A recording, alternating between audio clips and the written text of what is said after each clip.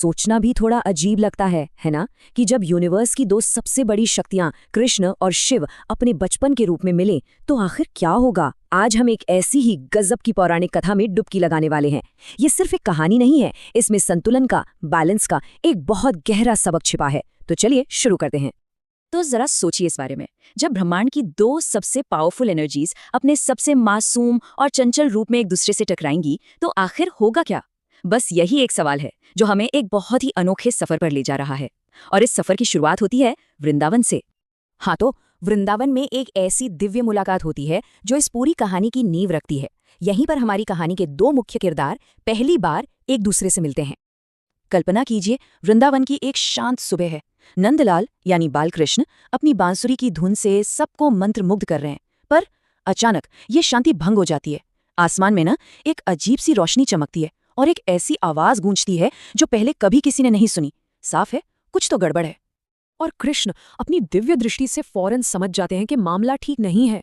उनकी बांसुरी की धुन भी थोड़ी बेचैन सी हो जाती है, जैसे वो भी इस गड़बड़ी को महसूस कर रही हो। और यही चीज दिखाती है कि वो कोई आम बालक नहीं है, वो तो यूनिवर्स के बैलेंस से, उसके संतुलन से बिल्कुल सीधे जुड़े हुए हैं। और फिर ठीक उसी वक्त कृष्ण के सामने एक और दिव्य बालक प्रकट होता है, जिनकी छोटी छोटी जटाएं हैं, गले में सांप है और हाथ में छोटा सा डमरू। जी हाँ, ये कोई और नहीं, बाल शिव हैं। एक तरफ कृष्ण की चंचलता और दूसरी तरफ मानो उनके आने से वृंदावन में कैलाश की गंभीरता और शांति उतर आई हो। अब यहाँ इन दोनों के बीच का जो फर्क है ना, वो समझना बहुत दिलचस्प है। देखिए, कृष्ण चंचल है, उनकी शक्ति है माया यानी इल्यूजन क्रिएट करना। वहीं दूसरी तरफ शिव ध्यानमग्न है, उनकी शक्ति है ध्यान यानी फोकस। एक की बांसुरी दुनिया को मोह लेती है तो दूसरे का डमरू ब्रह्मांड को जगाता है। सोचकर देखिए, दो बिल्कुल अलग शक्तियां एक ही जगह पर आ गई हैं। लेकिन उनके मिलते ही ये बात बिल्कुल साफ हो जाती है कि ये मुलाकात सिर्फ खेलने के लिए नहीं हुई है, क्योंकि ब्रह्मांड पर एक बहुत बड़ा संकट मंडरा रहा है। और देखते ही देखते प्रकृति में उथल पुथल मच जाती है। धरती कांपने लगती है, यमुना नदी का पानी वो भी पीछे हटने लगता है। और ये सब सिर्फ वृंदावन में नहीं हो रहा था, ये सिग्नल थे कि पूरे यूनिवर्स का बैलेंस खतरे में है। तो इस मिस्ट्री से पर्दा उठाने कौन आएगा? बिल्कुल सही, देवर्षि नारद। वो ब्रह्मांड के मैसेंजर हैं और इस संकट का जवाब वही अपने साथ लाए हैं। नारद मुनि बताते हैं कि असली समस्या है एक ऊर्जा कण यानी एक एनर्जी एटम। ये यूनिवर्स का एक बहुत ही छोटा पार्टिकल है जो अनस्टेबल हो गया है, और अगर ये फट गया तो पूरी सृष्टि का, पूरे क्रिएशन का बैलेंस बिगड़ जाएगा। जरा सोचिए, इतनी बड़ी प्रॉब्लम का सोर्स इतना छोटा सा कण। प्रॉब्लम तो गंभीर है, लेकिन हमारे बाल देवता भी तो आम नहीं है। वो फौरन मिलकर इस सिचुएशन को हैंडल करने का एक प्लान बनाते हैं। सबसे पहले बाल शिव आगे आते हैं। वो कहते हैं कि उनकी ध्यान शक्ति, उनकी कॉन्सेंट्रेशन पावर उस अनस्टेबल पार्टिकल को शांत कर सकती है। पर एक चैलेंज है, वो कण बहुत ज्यादा दूर है, इतना दूर कि टाइम और स्पेस की डायमेंशंस की भी पार है। और बस यहीं पर कृष्ण अपनी यूनिक पावर का इस्तेमाल करते हैं। वो कहते हैं कि वो अपनी माया की शक्ति से उस दूर दराज कण तक पहुंच सकते हैं। देखिए कितना बेहतरीन टीम वर्क है, उनकी अलग अलग शक्तियां कैसे एक दूसरे को कंप्लीट कर रही हैं। तो प्लान ये बना, कृष्ण अपनी माया से उस माइक्रो यूनिवर्स, जिसे अणु लोक कहा गया है, वहां एंटर करेंगे।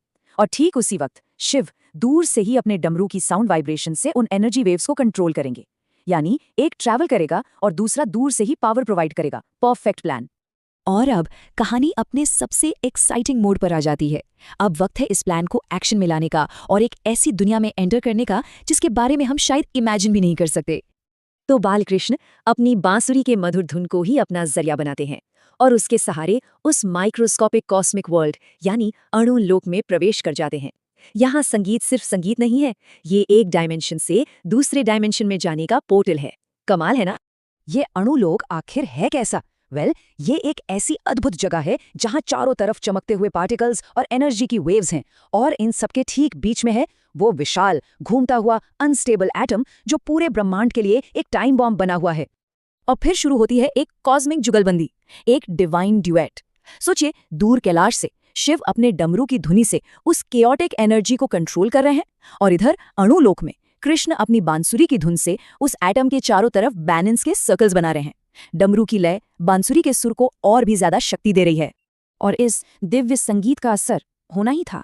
विनाश का सिंबल बना वो अनस्टेबल एटम धीरे धीरे शांत हो जाता है और फिर एक सुंदर चमकते हुए नीले कमल में बदल जाता है। खतरा टल चुका है, यूनिवर्स का बैलेंस एक बार फिर से स्थापित हो चुका है। तो इस सक्सेसफुल मिशन के बाद अब वक्त है सेलिब्रेशन का और इस कहानी के गहरे मतलब को समझने का।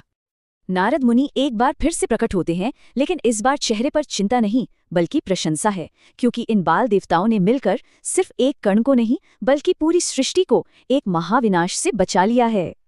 और आखिर में वृंदावन में जश्न का माहौल है। कृष्ण की बांसुरी और शिव का डमरू अब एक साथ बज रहे हैं, एक ऐसा म्यूजिक क्रिएट कर रहे हैं जो पहले कभी किसी ने नहीं सुना, और दोनों बाल देवता एक साथ खुशी से नाच रहे हैं, जो उनकी यूनिटी का, उनकी एकता का प्रतीक है। तो इस पूरी कहानी का, इस लीला का आखिर संदेश क्या है?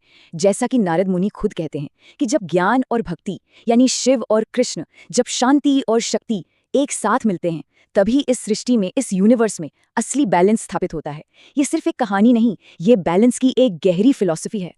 और ये कहानी हम सबको एक सवाल के साथ छोड़ जाती है कि हम अपनी जिंदगी में या इस दुनिया में और कहाँ-कहाँ दो अलग-अलग फोर्सेस को मिलकर एक खूबसूरत हार्मनी बनाते हुए देखते हैं, जैसे साइंस और आर्ट या लॉजिक और इमोशन। इस पर सोचिएगा जरूर।